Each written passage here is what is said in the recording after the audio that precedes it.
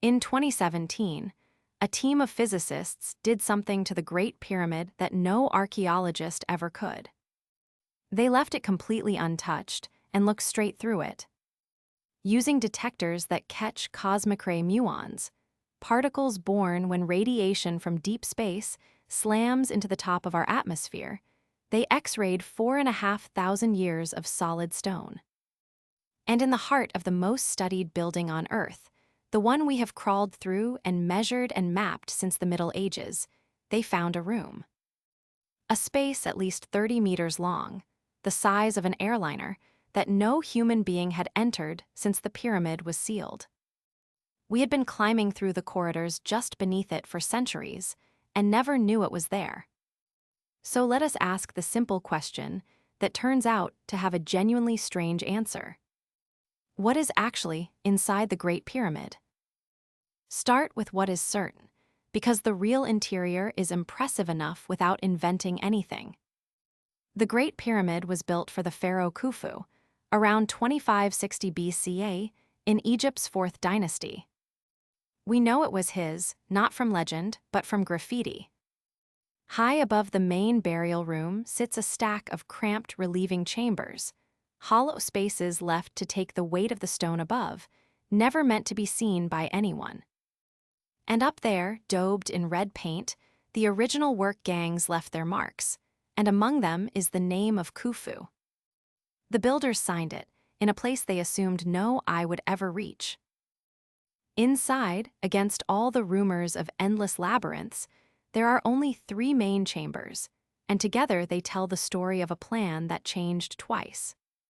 The first is cut down into the bedrock beneath the pyramid, a rough subterranean room at the end of a long descending passage, and it was simply abandoned, left unfinished, the work downed mid-thought.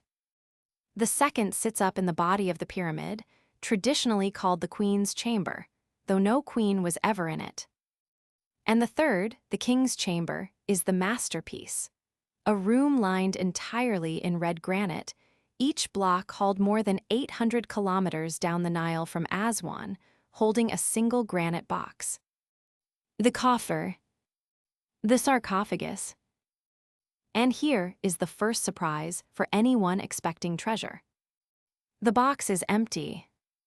It was empty when the first explorers reached it. No lid, no body, no gold, nothing. The Great Pyramid, the most famous tomb in human history, held no pharaoh and no hoard at its center. Either it was robbed in such deep antiquity that no record of the theft survives, or, as a few researchers quietly wonder, it was never filled at all.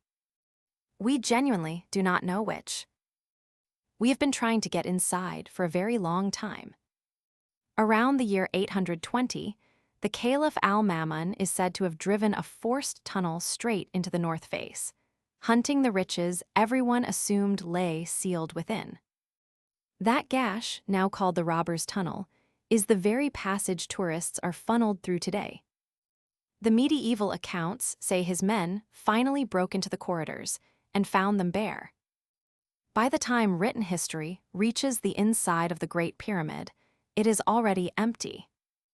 Everything since has been the same act with better tools. Napoleon's scholars measuring by candlelight in 1798, Victorian engineers with drills and theodolites, and now particle physicists, all leaning into the same stone and asking it the same question. To reach that granite room, you climb through the single most beautiful piece of engineering in the ancient world, the Grand Gallery. It is a passage that rises at 26 degrees for 47 meters, but instead of a low ceiling, it soars more than 8 meters overhead in 7 corbelled steps, each course of limestone leaning a little further in than the one below, until the walls nearly meet at the top. Nobody is certain why it had to be so vast. To store and lower the great granite plugs that sealed the tomb. As part of some counterweight system. For a reason we have not guessed. A plane ramp would have walked a body up to the chamber. Instead, they built a cathedral of stone, and we still cannot fully say what for. Now the mysteries, because the Great Pyramid is, astonishingly, still an active dig. Start with the shafts. From the King's Chamber and from the Queen's Chamber, channels barely 20 centimeters square run up and out through the masonry. For years, they were called air shafts until the pair from the Queen's Chamber broke that name. They were sealed at both ends. They were never open to the air. They run from a blank wall to nowhere, built with enormous precision to do, apparently, nothing. The leading idea is that they are ritual, aimed at the stars the Egyptians bound to the afterlife, roots for the king's soul rather than for air. But that is a reading, not a proof. In 1993, a German engineer named Rudolf Gantenbrink sent a small robot crawling up one of those Queen's Chamber shafts. 65 meters in, it stopped at a little slab of fine limestone set across the shaft like a door, fitted with 2 corroded copper pins. A tiny sealed door, deep inside solid rock, that no one had known was there.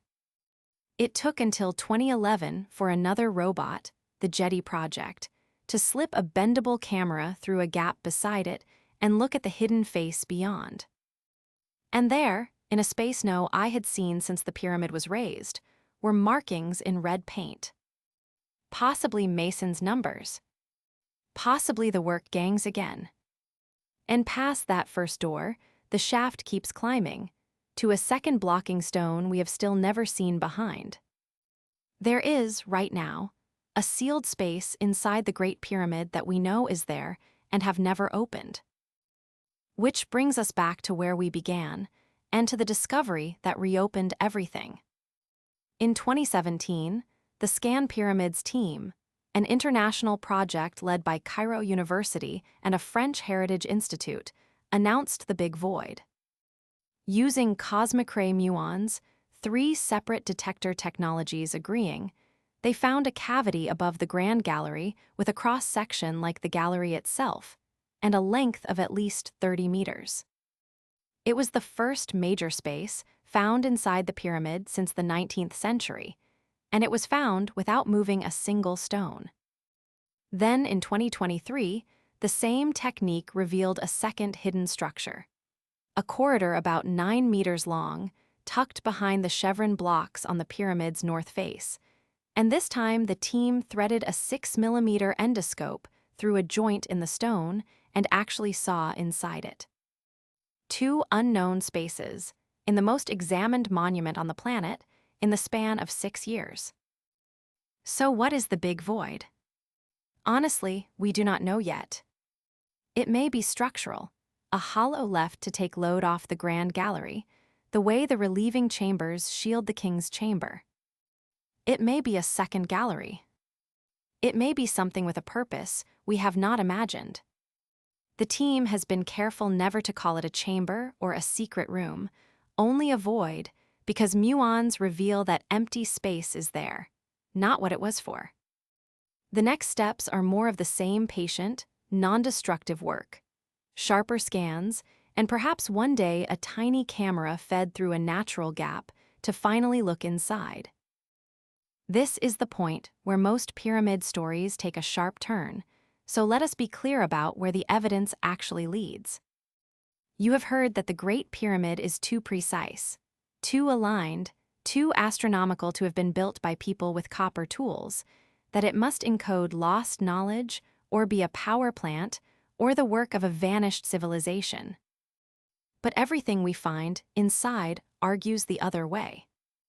The abandoned chamber, the plan that changed mid-build, the work gang graffiti, the human signature of a vast project running long and being redesigned on the fly, these are the fingerprints of people. Brilliant, organized, improvising. The pyramid is 146 meters of limestone and granite, raised by a society that could feed, house, and coordinate tens of thousands of workers for decades. That is the real marvel, and it does not need a single visitor from anywhere to be astonishing. What remains genuinely open is better than any of the fantasies.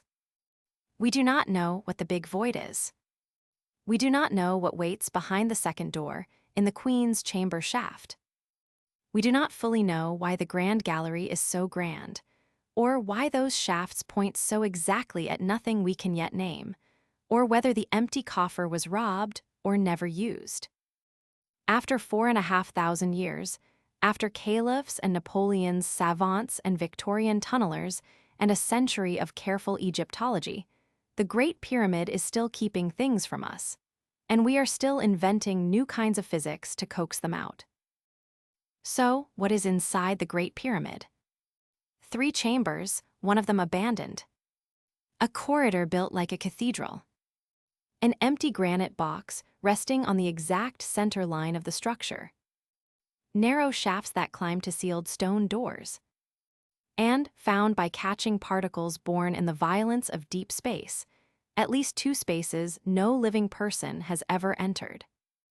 It was meant to be a machine for turning a king into a god. What it actually became is something its builders never intended. A 4,500-year-old question that still, patiently, refuses to give us the whole answer.